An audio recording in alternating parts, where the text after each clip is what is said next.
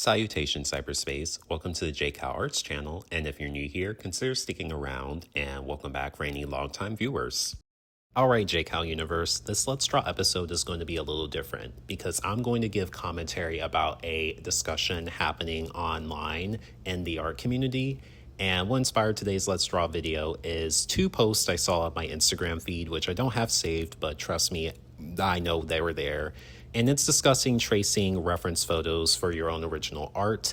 And this is a practice I engage in myself, and I have some thoughts about it and want to show examples, so that's what we're doing today.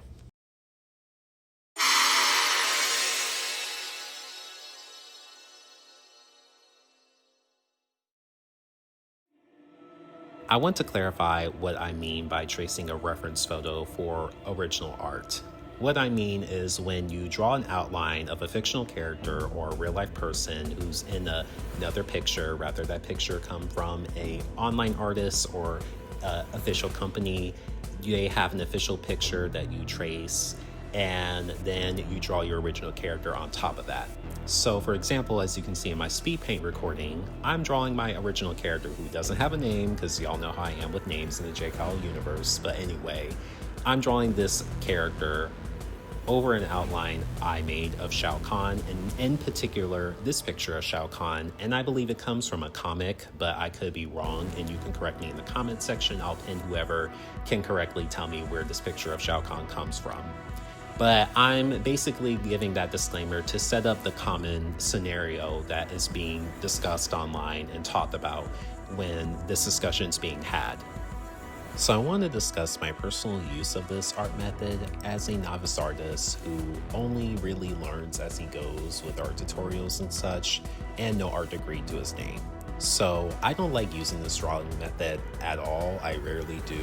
Most of my posted artwork online is drawn from scratch, start to finish. But I do use this method when I want to have a character design that I have in my head just out in existence. So I would just basically do like I'm doing here in this recording, outline a certain pose from a fictional character that fits the character in question that I'm trying to draw at the moment. So then I can just draw that character and their design I have in mind quickly. And so I can have it in existence. And then now that I know what the character looks like, ideally, I can then tweak their design, draw them over and over again until I finalize it. And this is something that is done where I don't post the results at all. So this is just all in the background that I do.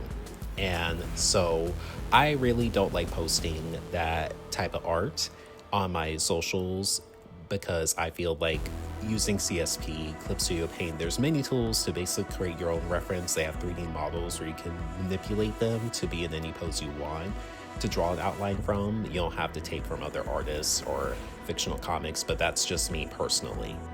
So before we go on to the next villain that I have in my quartet, because I'm drawing villains in today's Let's Draw, I want to point out that this Khan-inspired warrior has technically made an appearance on my YouTube channel before.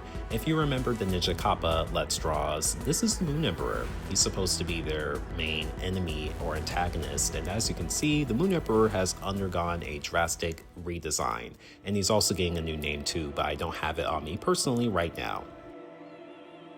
So you're now watching me draw a original character who's a villain over a base outline of this Batman character sheet. I took this picture of Batman and outlined it to use as a reference to draw over my villain OC.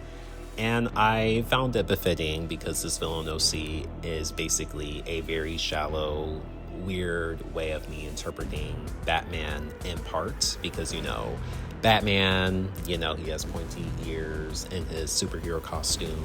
He sometimes looks like this and kind of reminds me of like vampires before they open up the cape and, you know, do the shh pose. And not only that, Batman is technically a billionaire, and I'm pretty sure everyone in this day and age knows the type of things that billionaires get up to make their money. So basic associations and shallow pointing outs that led to this villain OC, who I'm going to call Robert Barron. Ha ha ha, you get the pun there.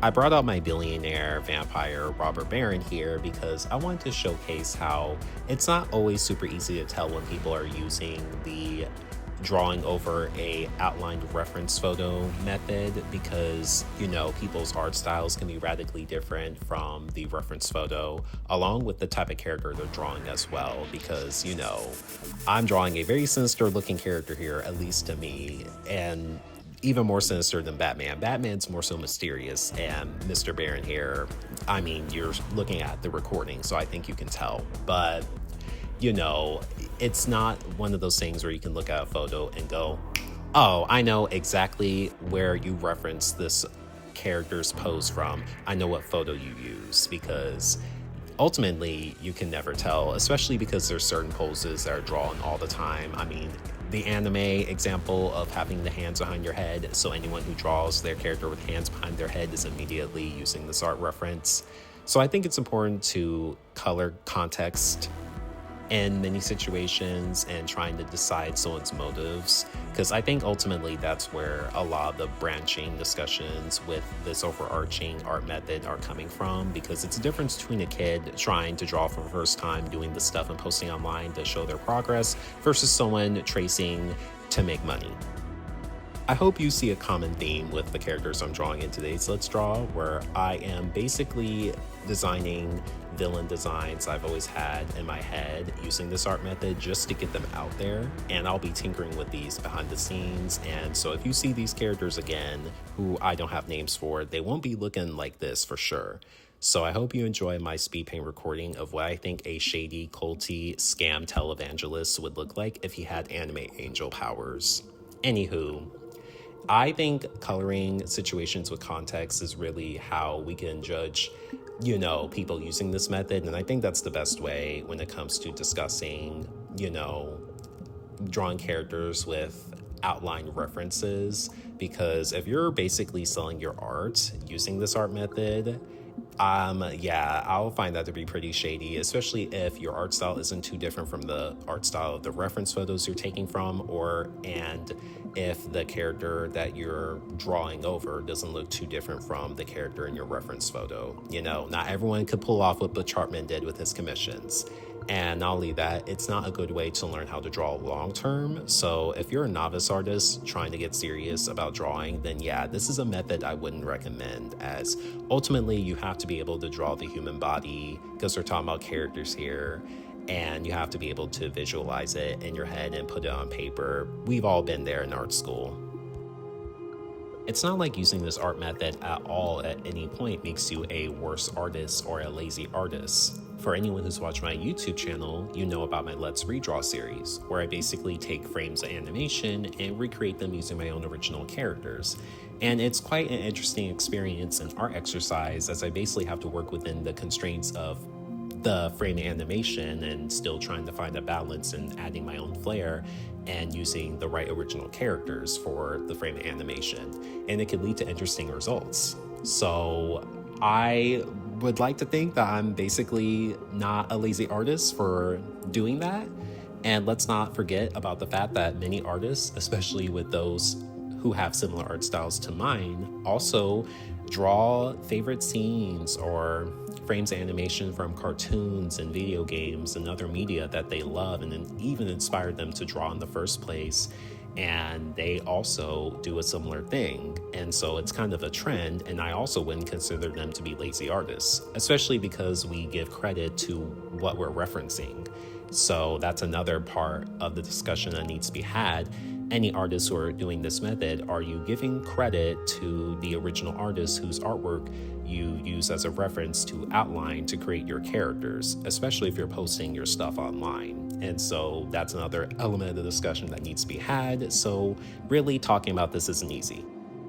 So we're going to round out my quartet of villains with an evil scientist character. So yes, we went full circle of having a warrior with an insatiable hunger for fighting and war, a billionaire who's a literal vampire leeching off society so he can hoard his wealth away, and effectively the same thing with another character, but instead he wears angel wings and sings manipulative hymns to get you to put money in his offering plate. So for our evil scientist here today, I'm going to be using this picture of Jim Carrey's Eggman as the reference photo that I'll be outlining and then drawing my evil scientist over. And so I just want to get it out the way. Jim Carrey's Eggman was amazing. He really did the damn thing and really made Dr. Eggman his own. And if there's any more Sonic movies, I want Jim Carrey's Eggman to be a part of them.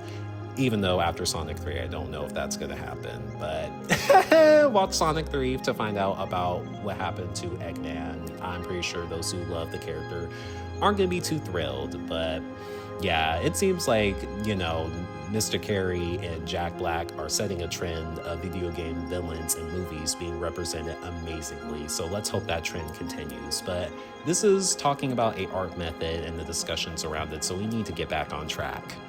So is there any conclusions to the discussion of using outline references for drawing the original characters? Like, is there any conclusion I can draw here today? Nah, not really. I mean, I have a minuscule amount of followers on my socials, so it's not like I'm gonna be influencing people.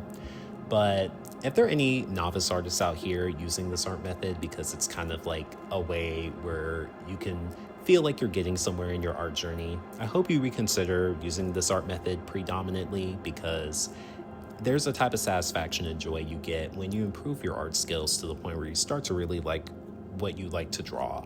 And I hope you know that even some of the most seasoned artists are gonna create pieces or drawings where it's like, don't really like that one, because I certainly do with all the years of drawing that I have, and I've been drawing since I was 3 years old.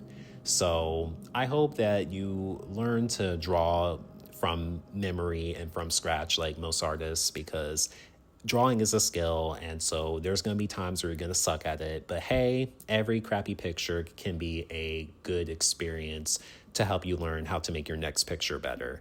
And for those making money using this method, what can we do? I mean, don't harass anybody or anything, but like, even if they are using this method, if they're smart about it, they can always basically create the original character they're drawing over the outline reference in a way to where we can't tell. So what else can we really do about that?